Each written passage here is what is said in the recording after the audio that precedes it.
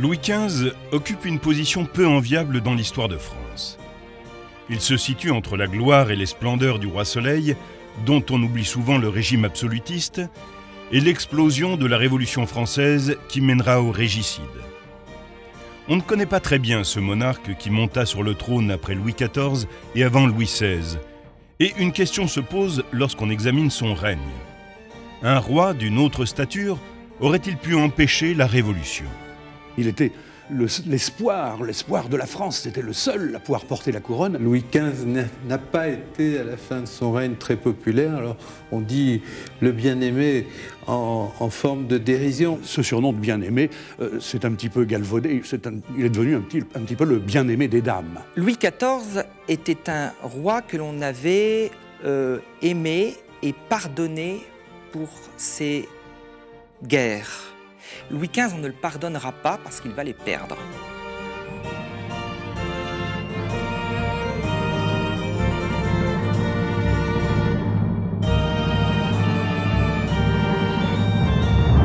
La monarchie absolue ne vaut que par son monarque.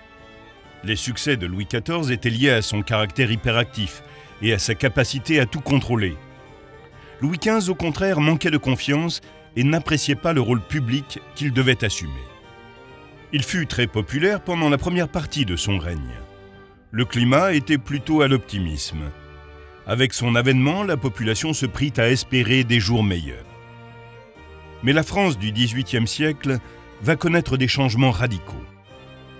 Après plusieurs décennies de répression, les idées progressistes vont se développer au cours de ce qu'on appellera le siècle des Lumières. L'autorité, en général, va se trouver remise en question. Et sur ce fond de changement social, la sauvegarde de l'autocratie va se révéler être au-delà des capacités de Louis XV. Ces échecs en matière politique, financière et morale vont accélérer le déclin de la monarchie.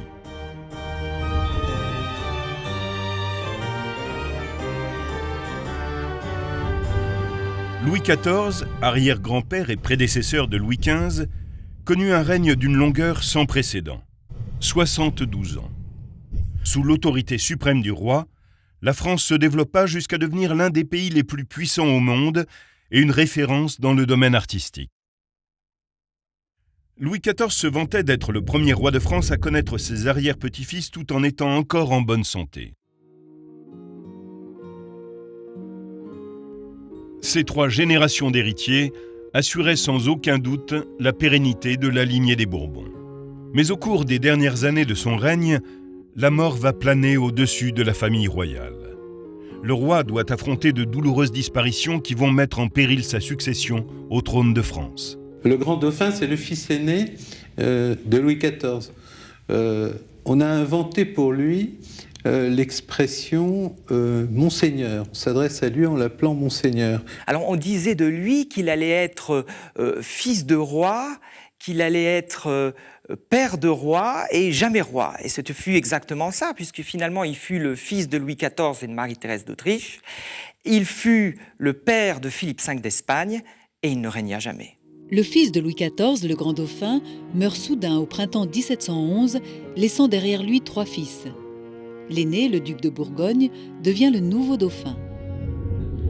Avec son adorable femme, Marie-Adélaïde de Savoie, il a lui-même 2 fils, le duc de Bretagne et le petit Louis, duc d'Anjou, ce titre étant généralement réservé aux plus jeunes de la fratrie.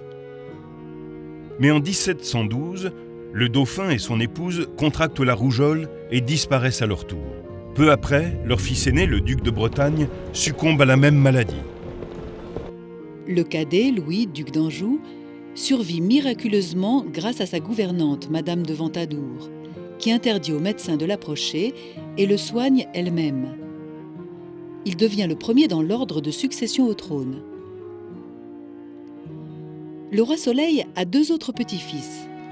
Philippe V, roi d'Espagne, qui a renoncé à toute prétention au trône de France, et Charles, duc de Berry, qui meurt en 1714 à 28 ans des suites d'un accident de chasse. Le plus long règne de l'histoire de France touche à sa fin avec la mort de Louis XIV en 1715, à l'âge de 77 ans. Le destin du pays est lié à la survie de son fragile arrière-petit-fils, alors âgé de 5 ans. Alors on connaît la scène, quand Louis XIV est sur son lit d'agonie, il fait venir le seul héritier de la couronne qui lui reste, c'est-à-dire son arrière-petit-fils, qui va devenir Louis XV d'une seconde à l'autre, et il lui dit « J'ai trop aimé la guerre, en cela ne m'imitez jamais ». Et en effet, il a aimé la guerre à tel point que les caisses de la France sont archi-vides, le royaume est dans un état de misère terrible. Louis XIV laisse derrière lui son château de Versailles, près de Paris, qui pendant des années a été le siège de la cour et de la noblesse française. Au cours de son règne, il a transformé le modeste pavillon de chasse paternel en un château somptueux, avec des jardins, des terrasses, des sculptures magnifiques, un lac, un zoo et près de 500 fontaines. Plus de 10 000 personnes y résidaient. Toute l'Europe voulait imiter le style de Louis XIV, les œuvres d'art, le mobilier, l'architecture, l'étiquette et l'apparat. Le roi possédait une telle force de caractère qu'il avait marqué de son empreinte tout le siècle. Mais l'Ancien Régime avait à peine atteint son apogée qu'il commença lentement à décliner. La décision de son grand-père de révoquer l'édit de Nantes par lequel Henri IV avait instauré la liberté religieuse a fait fuir du pays des milliers de huguenots. C'est un gros coup porté à l'industrie et au commerce. La France s'en est retrouvée affaiblie et ses ennemis renforcés. Le départ des huguenots, qui étaient des banquiers, des financiers, finançaient l'industrie. C'est une source qui s'est tarie pour l'industrie française, une industrie qui était quand même balbutiante. Et on peut dire que les conditions économiques de l'avènement d'un nouveau roi, en l'occurrence il s'agissait surtout d'une régence, n'étaient pas fameuses. Un demi-siècle de guerre et d'impôts écrasants ont laissé le pays épuisé, accablé par la pauvreté et sans espoir. À la fin du règne de Louis XIV, la stabilité de la monarchie est remise en question. Des critiques s'élèvent pour dénoncer la guerre et les iniquités sociales, et pour réclamer une réforme fiscale. À l'aube du XVIIIe siècle, on voit naître les débuts d'une véritable opposition. Tous les espoirs se portent sur le bel enfant roi lorsqu'il accède au trône en 1715. La population a soif de nouveautés. Le petit prince Bourbon est charmant et a une allure majestueuse. Mais la tradition exige qu'une régence soit mise en place jusqu'à la majorité du souverain, alors fixée à 13 ans. Philippe II d'Orléans, neveu de Louis XIV, devient donc régent et va gouverner la France durant les 7 années qui suivent. C'est un homme aimable et qui montre une véritable affection pour son neveu. Ses premières décisions marquent immédiatement un changement. En tant que libéral, il est favorable à un équilibre des pouvoirs et redonne aux parlements régionaux certains de ceux que Louis XIV leur avait enlevés. Sa décision de transférer la cour de Versailles à Paris est hautement symbolique, elle aussi. Le petit Louis XV est d'abord installé dans les parties récentes du château médiéval de Vincennes, puis au palais des Tuileries à Paris. Son oncle réside non loin, au palais royal. Philippe d'Orléans ne se soucie guère de l'étiquette ni de la bienséance. Il préfère les femmes et la boisson, plaisir auquel il se livre la nuit venue. Et les gens de la noblesse font de même. Alors le régent n'a pas que des qualités. Évidemment, le régent est un fiefé libertin. Le régent est un débauché, on le sait.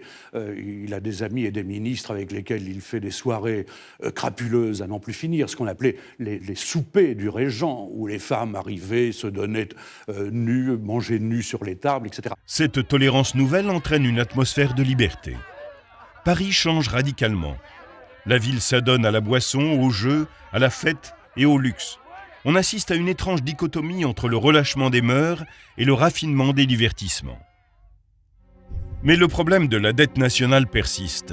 Les efforts du régent vers une modernisation du système financier donnent leurs premiers résultats. Le régent va également être le responsable d'une véritable évolution financière, puisque en France, on va faire confiance à un banquier, Lasse. Alors ça s'écrit L-A-W, mais on le dit bien de cette façon, Lasse. Et c'est en fait la première monnaie qui arrive en France. Et c'est d'ailleurs une technique extraordinaire. On achète du papier. Et toute la noblesse va faire confiance, toute la France va faire confiance à l'as, jusqu'au jour où effectivement certains demandent à être remboursés, et c'est la banqueroute. Pendant un temps, la France prospère, mais les prémices de libéralisme vont prendre fin en même temps que la Régence. Le régent, bien intentionné mais inexpérimenté, a épuisé les bonnes volontés et son comportement licencieux a entaché la réputation morale de la monarchie. Son échec le contraint à se retirer et il ramène la cour à Versailles en 1722. Cette distance entre le roi et la capitale aura de lourdes conséquences dans le futur. Louis XV est couronné en octobre dans la cathédrale de Reims et il atteint sa majorité 4 mois plus tard, en février 1723. C'est la fin de la Régence.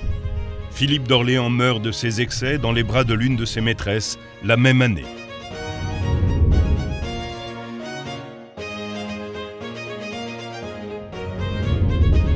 Louis XV a grandi orphelin.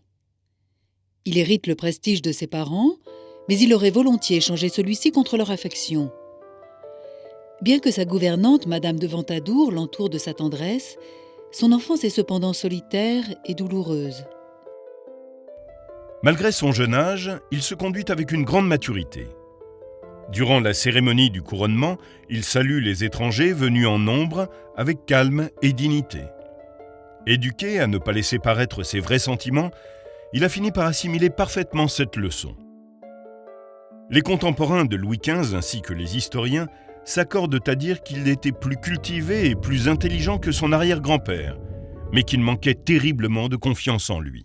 Louis XV est un jeune homme charmant, très élégant. On dit que c'est le plus beau Français du royaume parce qu'il est très bien fait de sa personne, il est grand, il est beau, il a un visage remarquable, il a des yeux bleus très, très pénétrants. Quand on regarde les carnets de présence de Louis XV dans son bureau, on voit très bien que Louis XV est un homme qui travaille, qui est au travail et qui n'est pas toujours en train de prendre du plaisir. Une fois majeur, le roi se révèle vif, d'une grande curiosité intellectuelle, empreint de moralité et naturellement bon. Mais il n'a que 13 ans. Il a besoin d'un régent officieux, d'un ministre pour diriger le pays et le conseiller. Mais lorsqu'on cherche une main ferme pour tenir la barre, on s'aperçoit que le choix est limité. C'est son cousin Louis-Henri, prince du sang et issu de la lignée des Bourbons, qui remplit quelque temps ce rôle. Il est relevé de ses fonctions en 1726 et remplacé par le cardinal de Fleury, précepteur du roi, et qui, depuis la mort du régent, a conquis les faveurs du jeune roi en attendant patiemment son heure. Louis XV jouit d'une excellente image au début de son règne. On le surnomme le bien-aimé.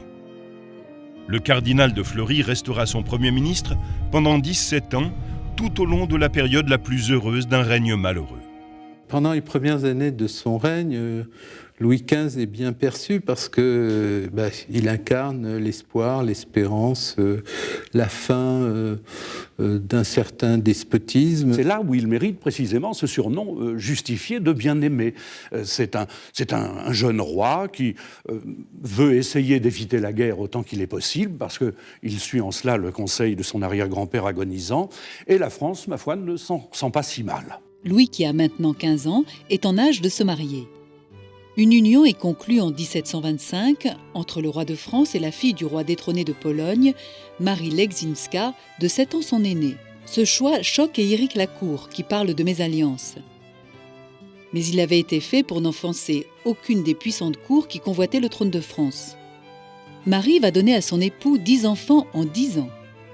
7 deviendront adultes. 3 filles sont nées avant le premier garçon qui voit le jour en 1729. C'est une joie immense et cette naissance donne lieu à de grandes festivités. La popularité de Louis XV grandit. Il est reconnaissant à son épouse de lui avoir donné ses enfants et ils forment pendant un long moment un couple heureux. À la grande stupéfaction de la cour, le roi sera fidèle à la reine durant 7 ans. Et un jour, Marie Leczinska, n'en pouvant plus, lui dit, on le sait, toujours grosse, toujours couchée, toujours accouchée, c'est fini. On peut dormir ensemble, mais on ne couche plus ensemble. Pour un Louis XV qui est relativement porté sur la chose, c'est absolument impossible. Donc, au fur et à mesure du temps, on va se tourner vers des maîtresses officielles que l'on pourrait lui mettre dans son lit pour apaiser son appétit. Le cardinal de Fleury est un ministre très populaire. Il parvient à stabiliser la monnaie et à équilibrer le budget. Il réussit également à éviter la guerre, à l'exception d'un court conflit avec l'Autriche qui aboutit à l'acquisition de la précieuse province de Lorraine. Il devient Premier ministre à l'âge de 73 ans, ce qui donne de bonnes raisons de penser que Louis XV ne va pas tarder à accéder au pouvoir. Le roi va prendre de plus en plus de responsabilités au sein du gouvernement pendant les années 1730, tout en laissant croire que le cardinal gère seul les affaires de l'État. Mais l'incapacité du roi à s'affirmer est embarrassante et devient la source de nombreuses rumeurs. On commence à penser qu'il n'a pas les qualités nécessaires pour régner. La présence permanente du cardinal de Fleury devient un véritable frein à l'épanouissement du roi. En 1738, il commence à ressentir un besoin croissant de s'émanciper, mais son Premier ministre, qui a maintenant 85 ans, ne montre aucun signe de faiblesse. Louis XV a déjà 30 ans quand son ministre meurt enfin. Il assure enfin seul le pouvoir au moment où la France est sur le point d'entrer en guerre. En 1740, Charles VI, chef de la maison des Habsbourg et chef du Saint-Empire romain germanique, meurt subitement. Les circonstances sont réunies pour qu'un conflit éclate en Europe. Louis XV n'est pas un homme belliqueux. Mais la guerre de succession d'Autriche concerne toutes les puissances européennes et la France est obligée de choisir son camp. Charles VI va laisser à sa fille, Marie-Thérèse, un empire énorme. Et évidemment, ça suscite l'appétit des pays voisins. Alors, la France est alliée à l'Espagne et à la Prusse, tandis que l'Autriche a comme alliés l'Angleterre et les Provinces-Unies. Frédéric II de Prusse et la fille de Charles VI, Marie-Thérèse, se disputent bientôt la province de Silésie. Les Britanniques rejoignent l'Autriche et la France voit là l'occasion de briser le lien entre l'Autriche et le Saint-Empire allié à la Prusse. Louis XV remporte une série de victoires importantes. La bataille de Fontenoy reste dans les mémoires comme l'une des plus grandes victoires françaises contre les Britanniques. En 1748, la France occupe l'ensemble des Pays-Bas autrichiens et semble être en voie d'accomplir son rêve, l'extension de sa frontière nord-est jusqu'au Rhin. À la fin de la guerre, le roi est au sommet de sa popularité.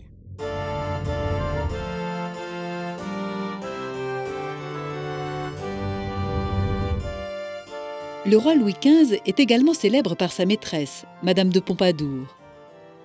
La vie étonnante et l'extraordinaire ascension vers le pouvoir de cette femme, dotée d'esprit, d'intelligence et de beauté, qui fut à la fois adorée et haïe, est devenue une légende.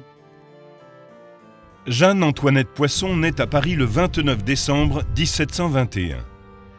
Elle est la fille aînée de François Poisson, écuyer de son Altesse royale, qui avait débuté comme transporteur de vivres dans l'armée, et de Louise-Madeleine de la Motte.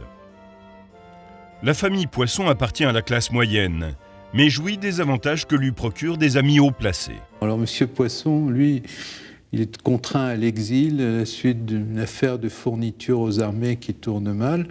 Et puis, la jeune Jeanne Poisson reste avec sa mère, et sa mère a de riches protecteurs, et ces protecteurs s'occupent de l'éducation de Jeanne Poisson, veillent à ce qu'elle fréquente les salons, qu'elle ait de la conversation. Une diseuse de bonne aventure ayant dit à la fillette, alors âgée de 9 ans, qu'elle serait un jour la maîtresse de Louis XV, sa mère décide de la préparer à ce rôle. La prophétie ne semblait guère avoir de chance de se réaliser, car contrairement à son prédécesseur, le roi ne cherchait pas le réconfort en dehors des liens du mariage. Cependant, Jeanne-Antoinette, qui a toujours rêvé de rencontrer le roi, dont on dit qu'il est le plus bel homme de France, est maintenant persuadée qu'elle est promise à un grand destin. C'est caractéristique de cette époque où une jeune fille de la bourgeoisie pouvait aspirer à s'élever jusqu'au plus haut rang de la société. Après 7 ans de mariage, l'intérêt de Louis XV pour son épouse, modeste et dévouée, commence à décliner. Bien que timide, il est prêt à accepter les avances d'autres femmes et jette d'abord son dévolu sur 3 sœurs qui deviendront tour à tour sa maîtresse. Louis XV avait fait appel à son ministre des Plaisirs, comme il l'appelait, qui lui avait dit « Je connais une petite jeune femme qui s'appelle Louise de Mailly, Louise de Maillinel, qui est belle comme un cœur et qui s'étiole, qui s'ennuie. Vous pourriez peut-être aller lui dire 2 mots. » Et en effet, on l'a vu dans les couloirs de Versailles, s'en allait nuitamment pour rejoindre la petite Louise de Maillinel, qui a été sa première maîtresse. Et comme il avait l'esprit de famille, Louis XV, eh bien, quand il en a eu assez de Louise de Mailly, il a pris sa sœur cadette, et ensuite sa sœur Benjamine, en la personne de celle qu'il fera d'ailleurs duchesse de Châteauroux. La première des sœurs de Nesle est Louise Julie, comtesse de Mailly. Puis sa sœur Pauline, marquise de Vintimille, devient la favorite du roi. Et lorsque celle-ci meurt en couche, c'est une troisième sœur qui arrive à Versailles. Marianne de Mailly-Nesle, duchesse de Châteauroux, est la plus jeune et la plus jolie. Son rôle politique grandit en coulisses et elle use de son influence pour que le roi conclue une alliance avec Frédéric II de Prusse, qui sera signée en 1744. Après un rendez-vous amoureux à Metz entre 2 batailles, le roi tombe malade. Il lutte quelques jours entre la vie et la mort. Le peuple prie pour que Dieu vienne en aide à son bien-aimé roi. Mais le prêtre refuse de lui accorder l'extrême onction tant qu'il n'aura pas congédié sa maîtresse et demandé l'absolution pour son comportement adultérin. Le roi n'a d'autre choix que de s'y résigner. Il se rétablit cependant peu après et rentre à Versailles, mais juste avant de le rejoindre, Madame de Châteauroux tombe malade et meurt de façon mystérieuse. Dévoré par le chagrin, Louis XV se console un moment dans les bras d'une 4e sœur de Nesle, Madame de Lauraguais. C'est lors de ce chapitre de la vie amoureuse du roi que Jeanne-Antoinette Poisson fait son entrée dans la société parisienne. Ayant acquis les manières du monde et dotée de tous les talents, elle est grande, mince, élancée et possède une démarche des plus gracieuses. Son visage est d'un ovale parfait, elle a des cheveux châtain clair, son sourire découvre d'impeccables dents blanches et ses yeux sont d'un gris perçant. Elle fréquente les fameux salons parisiens qui accordent aux femmes une fonction culturelle importante. Madame d'Étiole, car c'est son nom maintenant, se conforme au mode de vie de la bonne société. Elle reçoit dans sa propriété d'Étiole, près de Paris, et donne des représentations privées dans le petit théâtre qu'elle y a fait construire. Elle devient rapidement connue comme l'une des dames les plus séduisantes de Paris. Cette propriété se trouve justement près du château de Choisy, que le roi a acquis peu de temps auparavant. Il entend parler de la ravissante Madame d'Étiole et la croise au cours d'une chasse en forêt de Sénart. Alors, on va avoir une technique absolument fabuleuse pour se faire repérer de Louis XV. Elle va habiller son phaéton de bleu quand elle est habillée de rose, et elle va habiller son phaéton de rose quand elle est habillée de bleu, le phaéton étant le véhicule. Et Louis XV la repère. Il va l'inviter à un bal masqué en 1745, en février 1745, le fameux bal des ifs. Alors, tout le monde était décoré en ifs. Et Louis XV, c'est certainement ce soir-là qu'il jeta son mouchoir à Madame de Pompadour. Après une romance éclair, Louis XV choque tout le monde en choisissant comme nouvelle favorite une personne issue de la bourgeoisie. Madame d'Étiole est installée au 3e étage du château, juste au-dessus du bureau et de la chambre du roi. Il lui offre ensuite le titre de marquise de Pompadour, ne laissant plus aucun doute sur le fait que la position tant convoitée de maîtresse officielle est dorénavant occupée. Madame de Pompadour brille dans ce nouveau rôle. Elle organise des dîners informels dans ses petits appartements que l'on peut encore admirer de nos jours. Le roi, qui préfère un mode de vie plus bourgeois que son ancêtre, trouve dans les appartements privés de sa maîtresse une intimité et la présence féminine rassurante dont il a été privé durant son enfance. Madame de Pompadour consolide peu à peu son pouvoir à la cour et se met à exercer une grande influence sur la politique et la culture du pays. Le peuple, cependant, n'apprécie pas son mode de vie somptueux et son ingérence dans la politique de la France.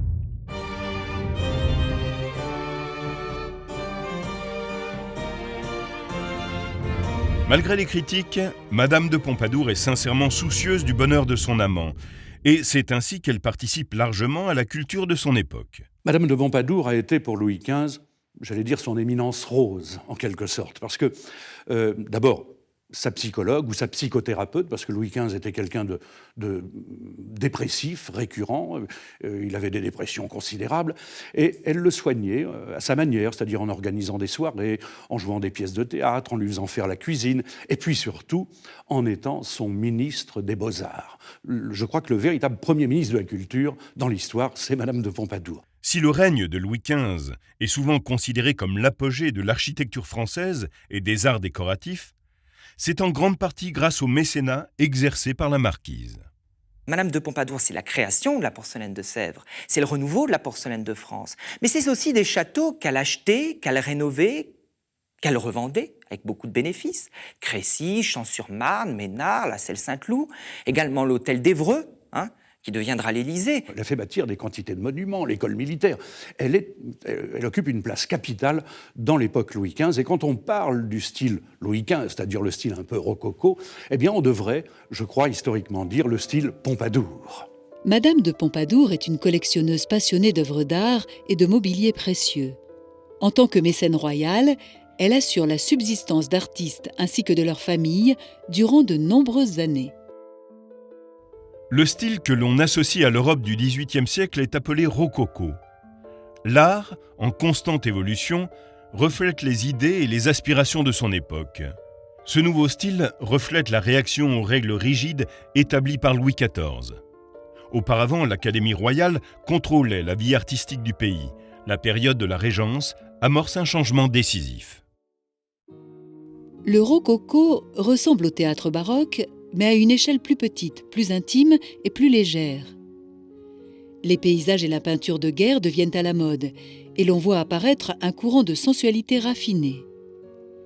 Parmi les premiers peintres de ce style décadent, on trouve Antoine Watteau et François Boucher. Leur modèle est le peintre flamand Pierre-Paul Rubens, chez qui ils trouvent tout ce que l'Académie désapprouvait. Couleurs, lumière, mouvement et un plaisir évident de la vie. Antoine Watteau est un grand coloriste, connu pour avoir créé un genre bien personnel qu'on appelle les fêtes galantes. Ce sont des scènes charmantes, idylliques et bucoliques, baignées dans une atmosphère théâtrale empruntée à la comédie italienne. François Boucher a la chance d'avoir pour mécène l'illustre Madame de Pompadour. Watteau et Boucher captent l'esprit de la société parisienne où les nobles se plaisent à jouer la comédie comme si leur vie était aussi insouciante que celle du berger et de la bergère des tableaux. Jean-Honoré Fragonard est quant à lui un maître de la fin du mouvement rococo. La demande des mécènes de la cour de Louis XV l'amène à se tourner pour un temps vers ces scènes d'amour et de volupté auxquelles est associé son nom. On découvre d'autres artistes remarquables, comme les portraitistes de la cour, Louis-Michel Vanloo, Maurice Quentin de la Tour et Jean-Marc Natier. Les premiers peintres du roi sont François Lemoine et Charles-Antoine Coipel. L'essor de l'art rococo au cours de la première moitié du siècle reflète l'esprit de la noblesse et sa liberté retrouvée. Mais le mouvement intellectuel qui l'accompagne a une portée plus large et une influence sur toutes les couches de la société. Après la magnificence et la parade du grand siècle de Louis XIV, apparaît le XVIIIe siècle avec sa grâce, ses charmes et ses plaisirs. Et avec lui naît une nouvelle curiosité intellectuelle. Le fameux siècle des Lumières donne naissance à une révolution des idées qui présage de la révolution politique à venir.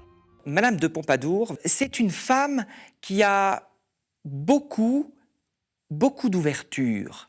Et si finalement Louis XV rentre tout doucement dans la philosophie des Lumières, si le siècle de Louis XV rentre tout doucement dans la philosophie des Lumières, on le doit en grande partie à cette femme qui a permis l'évolution des idées et qui a fait en sorte que l'ensemble des artistes puissent s'épanouir et dire, sans véritablement se cacher, ce qu'ils pensaient. Il faut savoir que c'était un petit peu grâce à Madame de Pompadour que la fameuse encyclopédie avec les philosophes contestataires, les écrivains tels que Voltaire, tels que Diderot, tels que Rousseau, tels que d'Alembert, vont être autorisés à publier leurs écrits parce que Louis XV voulait les censurer à l'origine. Les Lumières sont un mouvement culturel et philosophique qui va agir comme un catalyseur des courants intellectuels du XVIIIe siècle. Les penseurs de l'époque soutiennent que la raison peut permettre de combattre l'ignorance, la superstition et la tyrannie et de construire un monde meilleur. Cette affirmation entraîne une remise en question de la tradition et de l'autorité dont les cibles principales sont l'Église catholique et l'aristocratie à caractère héréditaire. C'est l'époque des grands philosophes que sont Montesquieu, Voltaire et Rousseau. Quelle que soit leur opinion politique, ils plaident tous pour la liberté civile et de nombreux monarques se sentent menacés par ces idées nouvelles. Voltaire est connu pour avoir transformé le climat intellectuel de l'époque. Il est partisan de la libre pensée, de la tolérance religieuse, de lois plus clémentes, de finances saines, de l'absurdité des guerres, et avant tout, c'est un humaniste. Forcé de s'exiler à cause de ses idées libérales, il se réfugie un temps à la cour du grand prince des Lumières, Frédéric II de Prusse. Il ouvre la voie à cette armée de penseurs emmenés par les encyclopédistes qui reprendront le flambeau dans le dernier quart du siècle.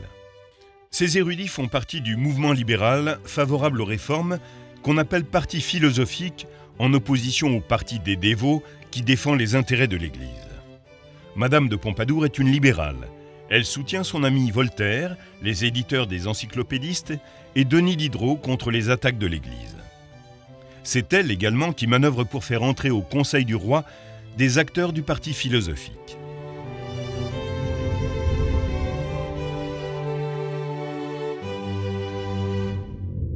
La guerre de succession d'Autriche s'achève avec le second traité d'Aix-la-Chapelle en 1748. Louis XV choque la population du royaume en acceptant de restituer les Pays-Bas à l'Autriche. Cela marque un virage dans sa popularité. L'année suivante, afin de combler le déficit budgétaire, il approuve sur les conseils de Madame de Pompadour l'instauration d'un impôt sur le revenu, qui s'applique également à ceux qui bénéficient de privilèges. Elle va proposer à Louis XV d'instaurer le 20e. Le 20e était un impôt pour tous, un impôt qui était à la fois pour la noblesse et à la fois pour les religieux. Donc imaginez-vous, c'est la catastrophe en France. Qui est cette femme, qui est cette bourgeoise qui vient imposer la totalité de la population? On ne peut le souffrir. C'est une première dans l'histoire de France. De violentes protestations s'élèvent et la pression est telle que le roi finit par exempter de ses taxes le clergé. Les parlements obtiennent la victoire en faisant bloc contre toutes les réformes visant à transformer le système de l'impôt foncier ou celui des privilèges des classes possédantes. Craignant les réformes, les parlements cherchent tous les moyens de monter le peuple contre le roi. Ils lancent contre le souverain et Madame de Pompadour une campagne de diffamation qui leur permet de gagner du terrain. La population désapprouve de plus en plus les nombreuses infidélités du roi. Sa relation avec la marquise cesse d'être amoureuse pour devenir amicale à partir de 1750. Il s'embourbe dans des relations sexuelles fugaces. Attiré par les jeunes filles, il en loge certaines dans son harem personnel, le Parc aux Cerfs. Marie-Louise O'Murphy, qui y resta de 1752 à 1755, est immortalisée dans un tableau de Boucher. L'appétit sexuel de Louis XV n'est pas unique en son genre parmi les monarques. François Ier, Henri IV et Louis XIV étaient tous des coureurs de jupons notoires. Ce qui est différent à présent, c'est le niveau de conscience du peuple. Mais en vieillissant, Louis XV se soucie de moins en moins des conventions. Il semble qu'il soit conscient que les forces antimonarchiques menacent son règne et la légitimité de sa lignée, mais ne parvient pas à les arrêter. Sa timidité l'empêche de prendre vraiment les choses en main et il se laisse influencer par une favorite puis une autre, ce qui accentue les dissensions qui perturbent son règne. Après avoir conclu la paix avec l'Autriche, le roi veut que le pays connaisse enfin la paix. La France se bâtit un empire dans les Indes et le Nouveau Monde et ne cherche plus à s'emparer des territoires de ses voisins. En 1755, l'Angleterre attaque la France et déclenche un conflit colonial. La Prusse abandonne alors son allié français. Louis XV ne voit pas d'autre solution que d'accepter une alliance avec l'Autriche. Il est convaincu qu'avec son soutien, il pourra empêcher la guerre. Il se trompe. L'invasion de la Saxe par Frédéric II de Prusse en 1756 déclenche la guerre de 7 ans, qui voit les ennemis séculaires, France, Autriche, Suède et Russie, s'opposer à la Grande-Bretagne dans un conflit qui s'étend sur 3 continents. C'est en raison de son caractère global qu'on la considère parfois comme la Première Guerre mondiale. On arrive avec Louis XV dans une période qui ressemble un peu à la période contemporaine avec une Europe extrêmement fragile, des guerres intra-européennes très nombreuses et surtout une mondialisation parce que nous nous affrontons pour la première fois très durement avec les Anglais et les Espagnols en Amérique. Pour garder nos possessions d'Amérique, nous nous battons en Inde aussi beaucoup. En 1758, la guerre tourne mal pour la France. Frédéric anéantit ses armées lors de la bataille de Rosbach et l'Angleterre menace ses colonies aux Indes et au Canada. En 1757, Louis XV survit à un coup de couteau, mais ne surmonte pas aussi facilement la dépression et la résignation qui suivent. Le roi est convaincu d'être sur la mauvaise voie et abandonne les tentatives de réforme.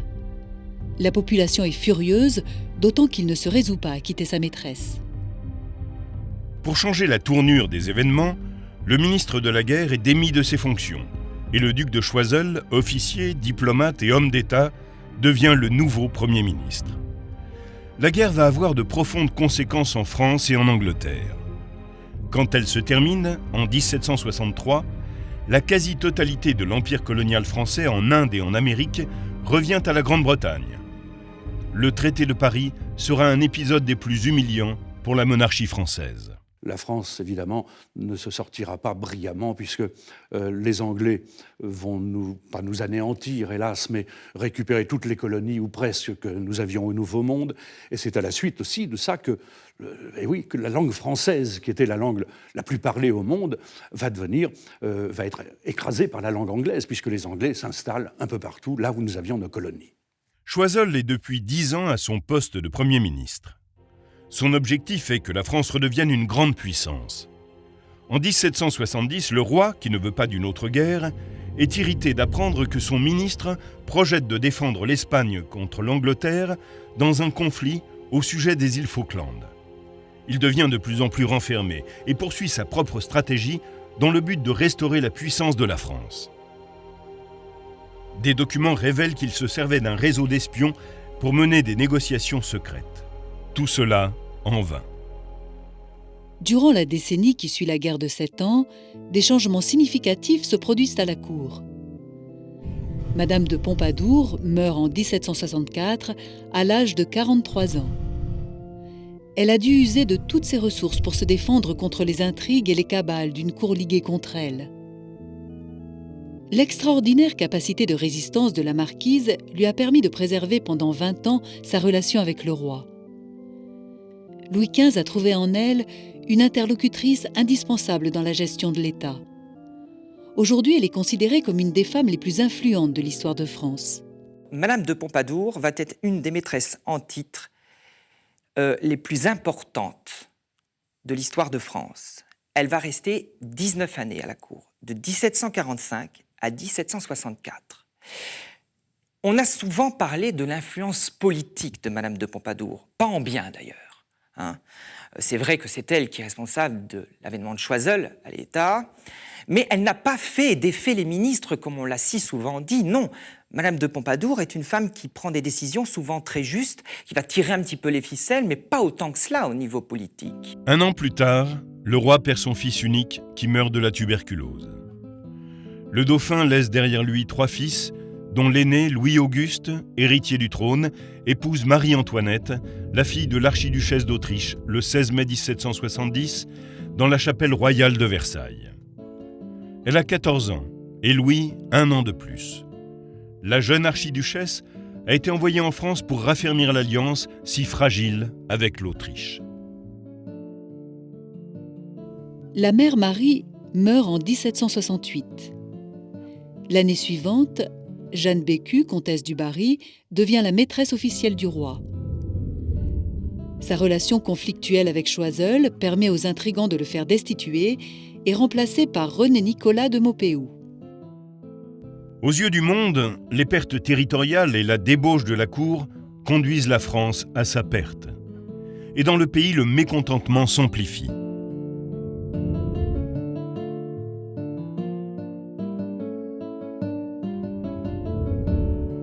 Les deux caractéristiques du règne de Louis XV sont le déclin de l'autorité royale et la montée de la bourgeoisie. Le siècle des Lumières est passé par là. Le peuple pense par lui-même. La parole est sa nouvelle arme. Banquiers, avocats, marchands, écrivains, acteurs, artisans et artistes commencent à diffuser plus largement leurs opinions. Il y a une phrase terrible de l'historien Jules Michelet qui dit « Après Voltaire et Rousseau, de toute façon, la révolution était faite ». C'est-à-dire qu'il y avait eu quelque chose qui s'était débloqué dans les esprits. Il y avait eu des livres qui s'étaient beaucoup vendus. On peut rajouter aussi Montesquieu et sa théorie des pouvoirs, qui n'est plus du tout la théorie, nous éloigne complètement de la monarchie médiévale, son analyse de la monarchie constitutionnelle britannique. Et vraiment, à partir de là, on est dans quelque chose d'assez pré-révolutionnaire. Dans le domaine artistique, le rejet du baroque et du rococo reflète les courants politiques populaires qui critiquent un gouvernement faible et corrompu et multiplient les attaques contre les détenteurs de privilèges. Certains peintres, formés au style rococo, se tournent vers le réalisme et mettent en avant la simplicité et la dignité de l'homme du peuple. Pendant que Boucher se soumet encore au goût de la noblesse, le tableau de Jean-Baptiste Greuze, intitulé « L'accordé de village », qui trouve son inspiration dans la vie quotidienne du peuple, est acclamé par les philosophes des Lumières en raison de son message moralisateur. L'honnêteté et la bonté des pauvres gens est mise en valeur pour montrer la décadence morale des aristocrates. Greuze s'inspire des Hollandais, mais il ne se sent pas obligé de prêcher. Chardin, à travers la couleur, la lumière et la composition, montre la dignité et la beauté des objets du quotidien. Dans les dernières années du règne de Louis XV, le message est clair et fort. Le pays a besoin de réformes politiques, religieuses et économiques radicales. Mais la France manque d'hommes d'État courageux pour montrer le chemin. En 1771, les réformes reprennent sous la direction de Maupeou. Quand les parlements remettent une fois de plus en question le pouvoir du roi, son Premier ministre orchestre un coup d'État. Tous les magistrats sont arrêtés, exilés et remplacés par des hommes triés sur le volet. On tente à nouveau d'imposer les classes privilégiées ou exemptées de taxes. Mais dès la mort du roi, les anciens magistrats sont rappelés et Maupeou est remplacé. Le système perdurera sans connaître aucune réforme jusqu'à la Révolution. Louis souhaite le bonheur de ses sujets, mais il ne prend aucune mesure pour assurer leurs intérêts. Un souverain plus fort aurait su sortir de l'impasse où les classes privilégiées conduisent le pays et aurait mené à bien les réformes. Mais il fallait pour cela affronter les classes aisées, fermement accrochées à leurs privilèges. Louis XV échoue avant tout parce qu'il est incapable de réunir les intérêts en conflit. Il y a un bouillonnement des idées auquel le roi est un peu étranger parce que ça ne l'intéresse pas, il n'aime pas trop les querelles strictement intellectuelles. Pendant le règne de Louis XV, les parlements s'agitent, les parlements gigotent un peu. Un des ministres de Louis XV, qui s'appelle M. de Maupeou, essaye de les brimer, de les exiler. Donc le Parlement commence à vouloir se manifester vigoureusement. La Révolution française est une révolution de bourgeois. Ce n'est pas une révolution populaire. Ce sont les bourgeois qui vont faire évoluer les idées. Jeanne-Antoinette Poisson n'est-elle pas une bourgeoise? Et c'est tout ce mouvement bourgeois qui, depuis des années, prête à la noblesse, qui, depuis des années, ne peut pas jouir du pouvoir alors même qu'elle le finance, eh bien, va se retourner, sous Louis XV, vers cette noblesse et tout doucement commencer à prendre du pouvoir. Et la philosophie, plus tout le reste, va faire que la Révolution française va commencer à fourmiller, enfin les idées, l'évolution des idées va commencer à fourmiller en France. L'année 1715 avait vu renaître l'espoir. En 1774, celui-ci a disparu, ou quasiment. L'Angleterre, l'Autriche et la Russie sont de plus en plus puissantes. La France a perdu sa suprématie. Le mécontentement accumulé au cours des deux guerres et des dernières années du règne de Louis XV s'est transformée en indignation générale. Louis le Bien-Aimé n'en verra pas l'explosion finale. Il meurt en 1774 de la variole et est enterré en la basilique de Saint-Denis où reposent les rois de France. C'est son petit-fils qui lui succède, prenant le nom de Louis XVI.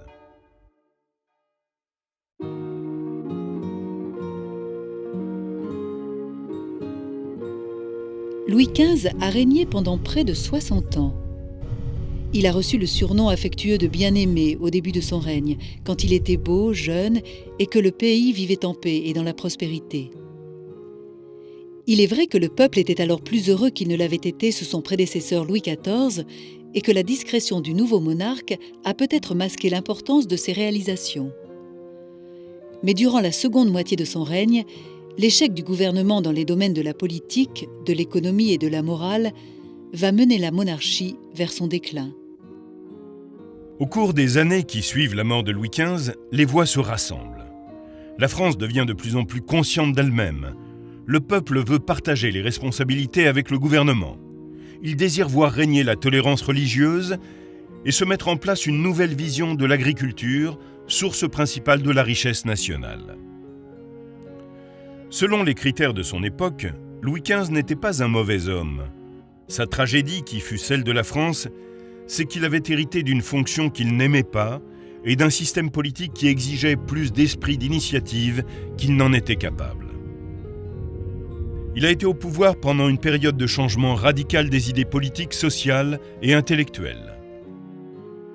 Le monde se transformait dans tous les domaines, intellectuel, commercial, artistique, politique et constitutionnel. En l'absence de toute réforme, la monarchie est apparue de plus en plus figée et arrogante. À la fin du règne de Louis XV, son caractère mystique a quasiment disparu.